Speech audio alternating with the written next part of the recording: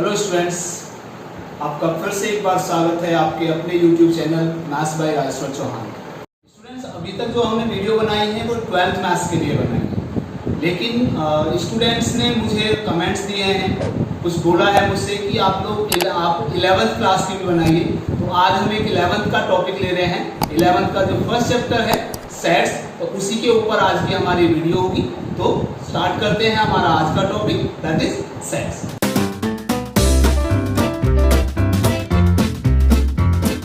Students, in everyday life we often speaks about some collections, for example such as a pack of cards, a crowd of peoples, a cricket team. Is it clear? In mathematics we also collect some collections, for example the collection of integers, collection of natural numbers, collection of even numbers, collection of odd natural numbers, real numbers. So this type of the collection is called the sets. But in sets how can we define or how can we collect? For example, let us suppose हम एक topic लेते हैं कि suppose हम we collect the some students in our locality. हम एक अपनी locality से कुछ स्टूडेंट्स को कलेक्ट करते हैं, तो क्या हम उसमें ये कह सकते हैं कि particular student can not collect in this particular area या particular topic? We cannot say that he or she will be including or not, कि वो उसमें include हुआ है या नहीं हुआ है। Is it clear? But let us suppose we take a collection, that the collection of all the students of a different a particular school of 11th class. यानी हम सपोज अगर ये कहते हैं कि एक स्कूल के पर्टिकुलर स्टूडेंट का कलेक्शन किया, और किसका किया? 11th क्लास का। तो हम ये बता सकते हैं कि दैट इज पर्टिकुलर स्टूडेंट, कोई भी एक पर्टिकुलर स्टूडेंट लेते हैं अगर, तो वो उसमें इंक्लूड है या नहीं है। कहते हैं अगर collection of all the natural number less than 10, तो 10 से नीचे की जो नेचुरल नंबर्स हम कलेक्ट कर सकते हैं, तो वो भी एक सेट है। अगर हम कहें कि the collection of all novels written by Munshi Premchand, yes we can calculate, we can collect. अगर हम कहते हैं कि the collection of all intelligent student of particular class, तो we can not say how can we define that the intelligence is there. तो हम ये नहीं बता सकते कि विच स्टूडेंट इज इंटेलिजेंट और नॉट, बिकॉज कोई स्टूडेंट किसी टॉपिक में पर्टिकुलर होता है, इंटेलिजेंट होता है, कोई किसी में होता है। अगर हम कहें कि collection of 11 best cricket batsman of India, तो शायद हम नहीं कर सकते। क्यों नहीं कर सकते? क्योंकि हो सकता है किसी की नज़र में धोनी बहुत बढ़िया है, किसी की नज़र में कोहली बहुत बढ़िया है, किसी की नज़र में युवराज बहुत बढ़िया होगा, तो किसी की नज़र में कोई और खिलाड़ी ज़्यादा इंटेलिजेंट होगा। तो how can we define the sets? हम उस सेट को कैसे डिफाइन करते हैं? तो let us take some examples.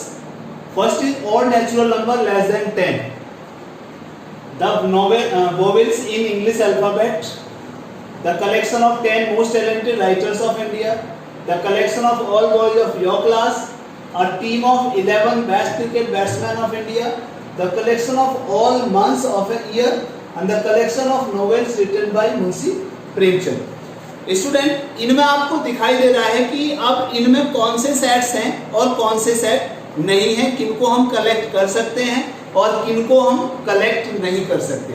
पहला टॉपिक लेते हैं odd natural number less than 10। तो मेरे हिसाब से नेचुरल नंबर लेस देन 10 है, तो वो ऑड नेचुरल नंबर हम कलेक्ट कर सकते हैं। 1, 3, 5 और 7 आएगा। दूसरा एग्जांपल लेते हैं, तो vowels in the English alphabet, वो भी कलेक्ट कर सकते हैं, क्योंकि इंग्लिश अल्फाबेट में 5 वोवेल होते हैं, ए ई आई ओ यू होता है। Collection of 10 most talented writers of India, यहाँ पे एक वर्ड आ रहा है collection of 10 most talented. What is the meaning of most talented?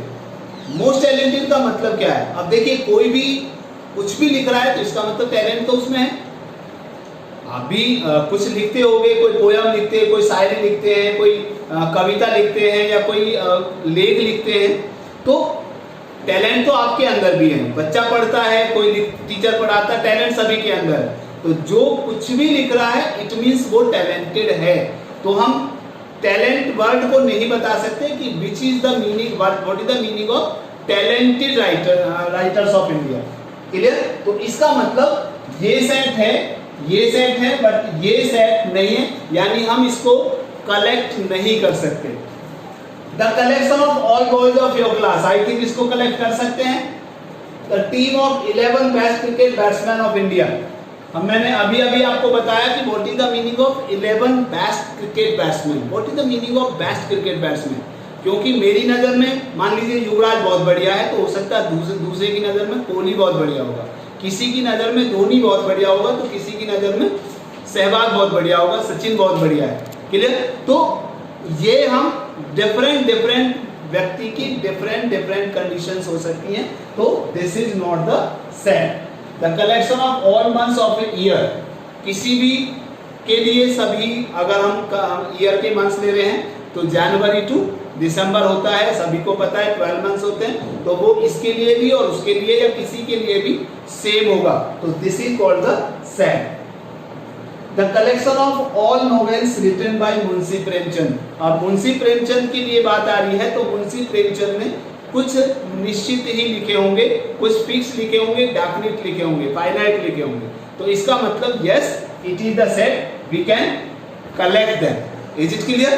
तो ये इसका मतलब क्या है? अब what is the meaning, what is the definition of the set? अब सेट कौन सा है कौन सा नहीं है, तो उसका मतलब अब हम टॉपिक पर आते हैं कि what is the definition of set. Is it clear? So let us take the definition of the set. What is the definition of the sets? That is a well-defined collection of object is called sets. इसका meaning क्या है? Well-defined collection का मतलब है कि वो जो भी पर्टिकुलर चीज हम कलेक्ट कर रहे हैं वो वेल डिफाइंड मैनर में हो। जैसे सपोज करो, एक छोटा सा एग्जांपल और लेते हैं कि मान लीजिए आप किसी शॉप की दुकान पर जाएंगे, सॉरी आप किसी इलेक्ट्रॉनिक्स की शॉप पर जाएंगे तो इलेक्ट्रॉनिक्स का ही सामान मिलेगा, आप किसी क्लोथ की शॉप पर जाएंगे तो क्लोथ का ही सामान मिलेगा, मेडिकल लाइन में मेडिकल शॉप पर जाएंगे यानी मेडिकल स्टोर पर जाएंगे तो मेडिकल का ही शॉप वो मिलेगा सामान। लेकिन स्टूडेंट्स आपने देखा होगा एक शॉप ऐसी भी होती है जहाँ हर चीज होती है बट कुछ नहीं मिल पाता, तो वो क्या होता है? दैट इज कबाड़ी की शॉप। देखिए ना कभी कबाड़ी की दुकान, उसके पास बहुत सारा सामान मिलता है बट कुछ नहीं मिलता। Is it clear? तो इसका मतलब क्या है? कबाड़ी की जो शॉप होती है that is not the well defined, वो वेल डिफाइंड नहीं होती, क्योंकि उसके पास जो भी सामान आता है वो उसको लाके उसमें पटक देता है, तो that is not the well defined. तो it means a well defined collection of object is called the set, यानी वो वेल डिफाइंड होना चाहिए। हम उसको डिफाइन कर सकते हैं कि ये चीज उस पर्टिकुलर सेट में आएगी या नहीं आएगी। अगर हम नेचुरल नंबर का कलेक्शन कहते हैं तो यस 9 उसमें आएगी ही आएगी, यस 10 उसमें आएगी ही आएगी, यस 2 उसमें आएगी ही आएगी। Is it clear? तो इसका मतलब क्या है कि well defined collection of object is called the sets, और इस सेट को हम कैपिटल लेटर ऑफ अल्फाबेट से रिप्रेजेंट करते हैं भाई, और उसके अंदर जो भी सेट का रिप्रेजेंटेशन होता है that will be in the curly bracket. कैसा होगा? वो कर्ली ब्रैकेट के अंदर होगा। अगर सपोज करो हम यहां पे ये ले रहे हैं the collection of natural number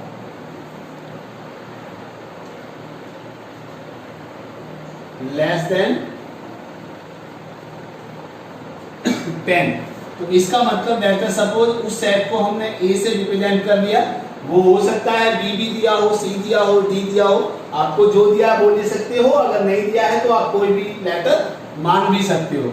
तो नेचुरल नंबर का कलेक्शन लेस देन 10, तो 1 2 3 4 5 6 7 8 और 9, क्योंकि लेस देन 10 है इसलिए 10 इसमें नहीं आएगा, और सभी लेटर जो भी आएंगे वो विद कॉमा साइन आएंगे, ये ध्यान रखिएगा।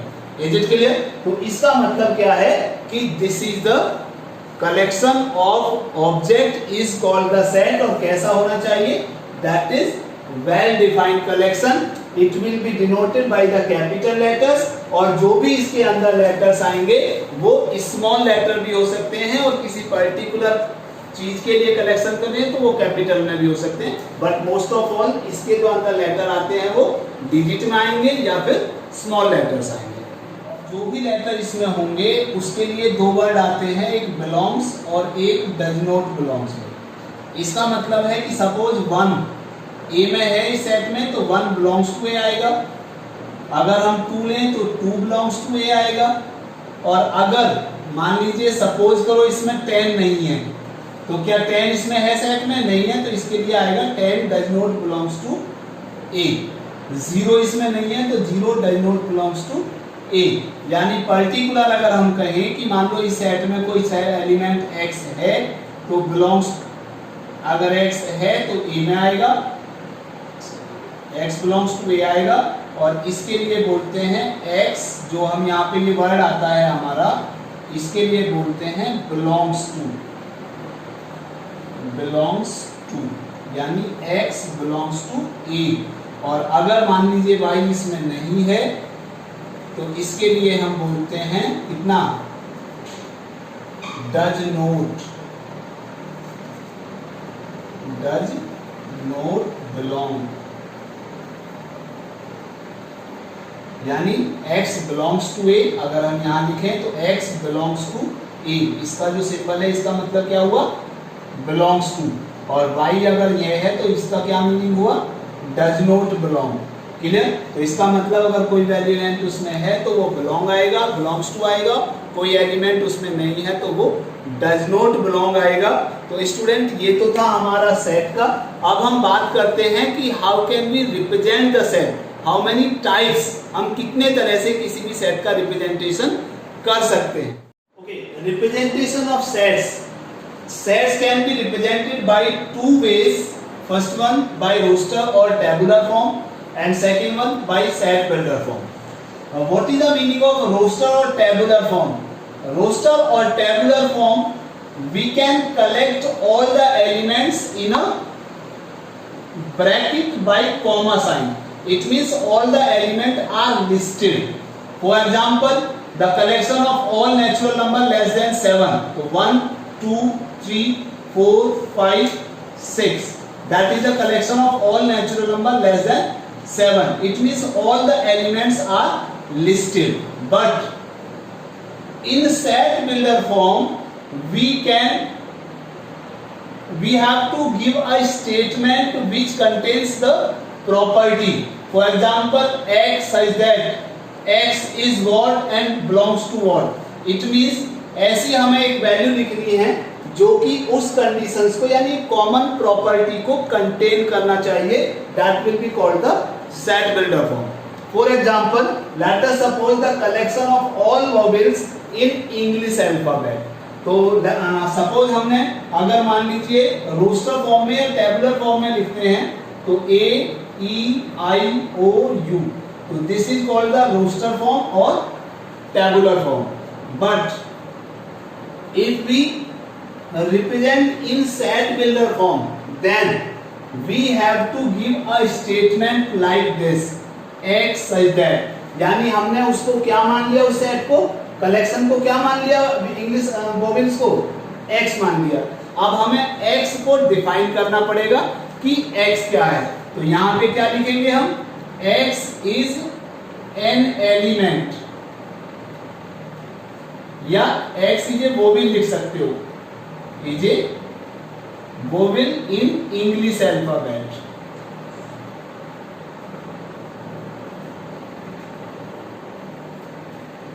That is the set builder form and this is the roster form. Let us suppose एक एग्जांपल हो लेते हैं, मान लीजिए the collection of natural number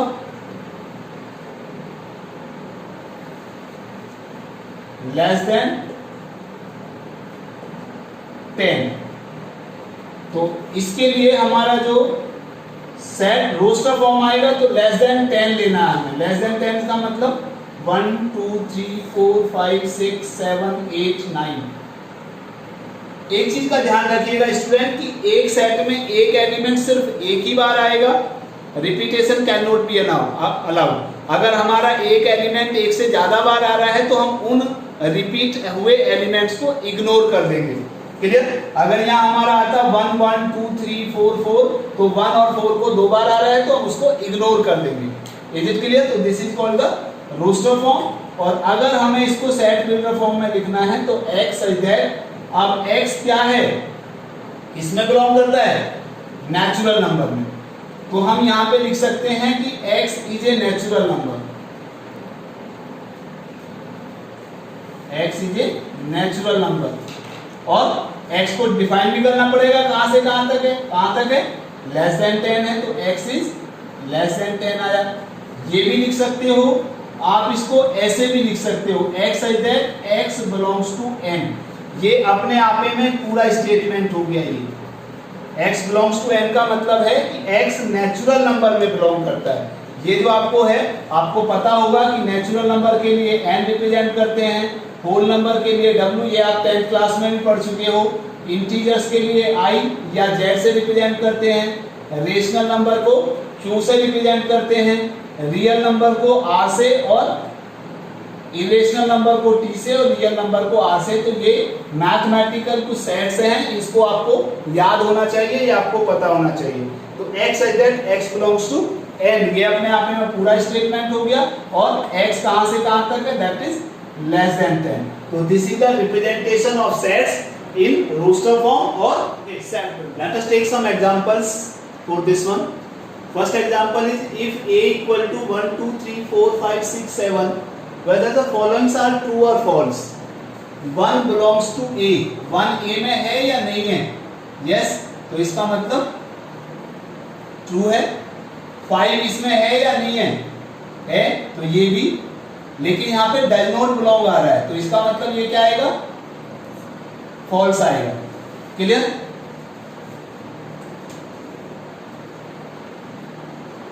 next है आपका 0 बिलोंग्स टू ए, क्या 0 इसमें आ रहा है, नहीं आ रहा है, तो इसका मतलब ये फॉल्स है। क्लियर। और 7 बिलोंग्स टू ए, 7 भी इसमें है या नहीं है, तो इसका मतलब ये ट्रू है। Is it clear. तो जो एलिमेंट इसके अंदर होंगे वो बिलोंग्स आएंगे, जो नहीं होंगे वो डज नॉट बिलोंग्स आएंगे, और अगर इसका उल्टा दिया हुआ है तो वो फॉल्स हो जाएगा। क्लियर। नेक्स्ट एग्जांपल है आपका, अभी आपको दो तरह से मैंने बताया था कि सेट फॉर्म और रोस्टर फॉर्म, दो तरह से आप रिप्रेजेंट कर सकते हैं। तो एक क्वेश्चन है आपका ये कि write the following in roster form, आपको रोस्टर फॉर्म में कन्वर्ट करना है। फर्स्ट है a equal to x is that x belongs to z where x is greater than equal to 3 but less than 7। तो इसका जो सॉल्यूशन आएगा भाई, किससे रिप्रेजेंट किया हमने, इसको a से रिप्रेजेंट किया है। और a इक्वल टू कितना, क्योंकि ये इंटीजर है। अब आपको पता है इंटीजर पॉजिटिव भी होते हैं और नेगेटिव भी होते हैं, लेकिन यहाँ पे 3 से ज्यादा कह रहा है। 3 इंक्लूड होगा या नहीं होगा ये भी आपको नेक्स्ट टॉपिक में बताया जाएगा। वैसे आपको जब इंटरवल्स पढ़ाए जाएंगे तो 3 जब यहाँ पे इक्वल आ रहा है तो इसका मतलब 3 इंक्लूड होगा, और अगर ये इक्वल टू नहीं होगा तो इंक्लूड नहीं होगा। तो इसका मतलब यहाँ इक्वल टू आ रहा है तो 3 आएगा, और 3 से बड़े इंटीजर कौन कौन से होंगे, 4 आएगा, 5 आएगा, 6 आएगा। लेकिन 7 अब आएगा या नहीं आएगा, क्योंकि यहाँ पे इक्वल टू का साइन नहीं आ रहा है, तो इसलिए 7 इंक्लूड नहीं होगा। तो इसका मतलब ये इसकी रोस्टर फॉर्म होगी। क्लियर।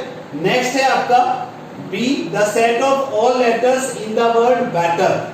तो ये हमने बी से रिप्रेजेंट किया है, तो इसका मतलब है, मैंने आपको बताया था कि एक लेटर एक ही बार में आएगा। क्लियर। तो एक बी आया, कॉमा ई, टी 2 बार आ रहा है, लेकिन यहाँ पे सिर्फ एक ही बार आएगा, 2 बार नहीं आएगा। ई ऑलरेडी आ चुका है, और बचा आपका आर। और एक चीज मैंने आपको बताया था कि इनका जो सीक्वेंस है वो आगे पीछे भी हो सकती है, उससे कोई मैटर नहीं करता है। नेक्स्ट है आपका c equal to x x is a prime number which is divisor of 60। तो c इक्वल टू, अब स्टूडेंट ये पता होना चाहिए आपको कि 60 के डिवीजर कौन कौन से होंगे। एक तो 1 से डिवाइड कर सकते हैं, 2 से, 3 से, 4 से, 5 से, 6 से, 7, 8 से नहीं होगा, 9 से नहीं होगा, 10, फिर 12, फिर 15, फिर 20, फिर 30 और फिर 60। ये सब इसके डिवीजर है। क्लियर। अब 1 is neither prime nor composite, 1 ना प्राइम है ना ही कंपोजिट है। प्राइम नंबर हमें लेने हैं तो 2 आएगा, 3 आएगा और 5 आएगा। तो 2, 3 और 5, बाकी जितनी भी नंबर है वो सब डिविजिबल होंगी। 4 2 से डिविजिबल है, 6 2 और 3 दोनों से है, 2 और 5 से है, 2 और 3 4 5 4 से है, 3 5 से है, 2 4 5 और 10 20 से है, ये है, ये भी है, तो इसका मतलब क्या बचता है सिर्फ 2 3 और 5। तो this is called the set builder form to roster form. Is it clear? Now come to the next. ये इसका उल्टा क्वेश्चन है कि write the following sets in set builder form. आपको सेट बिल्डर फॉर्म में लिखना है a इक्वल टू 3 6 9 12। अब ये देखिए क्या लिखा हुआ है 3 6 9 12, तो आपको दिखाई दे रहा है 3 के मल्टीपल्स आ रहे हैं, तो आप इसको ऐसे भी लिख सकते हो x is that x is A multiple of 3, और कहां से कहां तक आएंगे वो भी आपको डिसाइड करना पड़ेगा, क्योंकि अब 3 के जो मल्टीपल होंगे वो आपके 3 से कम भी आ सकते हैं, 0 भी 3 का मल्टीपल होगा, -3 भी 3 का मल्टीपल होगा, -6 भी होगा, 12 के बाद 15 भी होगा। तो इसमें हमें डिसाइड करना पड़ेगा कहां से कहां तक है। तो x को हमने डिसाइड किया कहां से कहां तक, 3 से लेकर 12 तक। या फिर इसका दूसरा तरीका भी है लिखने का कि x इज दैट x को हम लिख देते हैं मान लीजिए 3n। x कहां से कहां तक हो गया, 3n हो गया।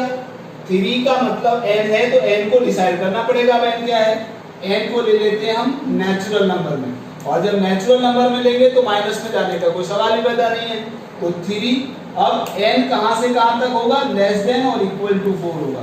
तो ये ज्यादा बेहतर है लिखना। देखिए जरा, n की वैल्यू हमने 1 ली तो 3 बन जा 3, 2 ली तो 3 2 जा 6, 3 लिया तो 3 3 जा 9, 4 लिया तो 3 4 जा 12। तो आगे सारे क्लियर।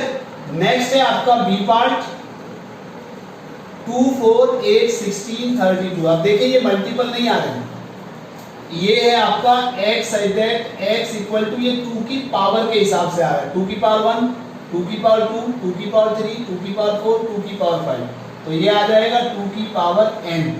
अब n कहां से कहां तक डिसाइड होगा, पहले नेचुरल नंबर में डिसाइड करेंगे कि n belongs to capital N, और कहां से कहां तक आएगा n, लेस देन और इक्वल टू 5, क्योंकि 2 की पावर 5 लेंगे तो 32 आएगा। अगर हम यहाँ पे इक्वल टू नहीं लगाना चाहते तो 6 भी लिख सकते हैं और इक्वल टू हट जाएगा वहां से फिर, तो 6 से कम नेचुरल नंबर 5 कर लेंगे। समझ में आया नहीं आया? थर्ड पार्ट इसी प्रकार अब ये है भाई। अब जरा ये देखिए, इसमें लिखा है 1 4 9 एंड सो ऑन 100। ये क्या है, ये 1 का स्क्वायर है, ये 2 का स्क्वायर है, ये 3 का स्क्वायर है, ये 10 का स्क्वायर है। तो इसको हम लिख सकते हैं x such that x equal to n square.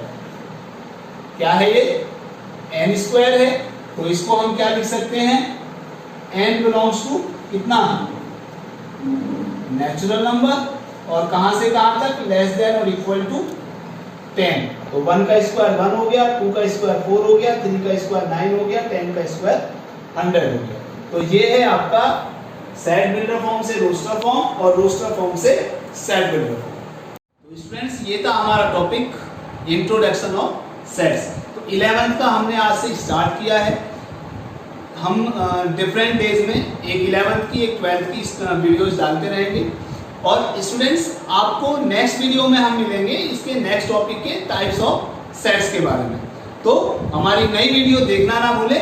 तब तक के लिए नमस्कार, जय हिंद। दोस्तों अगर आपको हमारी ये वीडियो अच्छी लगी हो तो इस वीडियो को लाइक करें, अपने सभी दोस्तों के साथ शेयर करें, और कमेंट बॉक्स में कमेंट लिखकर बताएं कि कैसी लगी। और अगर अभी तक आपने हमारे चैनल को सब्सक्राइब नहीं किया है तो हमारे चैनल को सब्सक्राइब करें और बेल आइकन को जरूर दबाएं ताकि आपको नई वीडियोज़ की नोटिफिकेशन मिल सके। धन्यवाद।